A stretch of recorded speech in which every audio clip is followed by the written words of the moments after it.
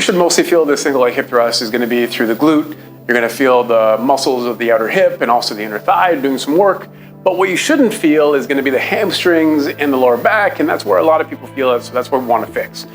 But first, we need to figure out where to set this up. So I like to say we start where we're going to finish.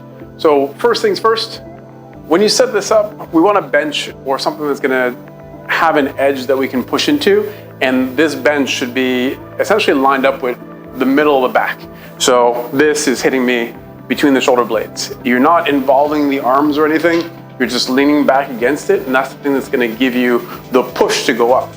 Then we have the feet about a full foot distance, your feet, not my feet, from the butt to the heel.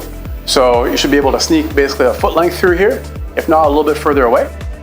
And then we're going to set the feet together. So they're going to start together, touching, and you're going to drive the hips up to the ceiling.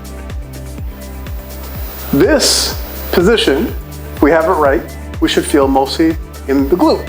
Now, sometimes what happens is we get this bowing action through the lower back.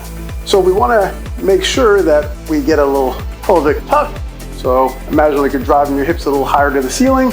And then we also want to shrink this space between our rib cage and our hips. So it's almost like you're trying to lift your head and look at your knees.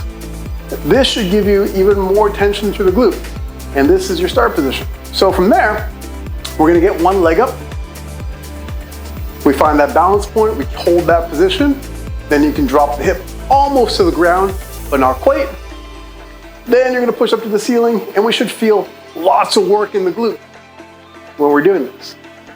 Now, if you want to make this more difficult, we go from bent knee to long leg.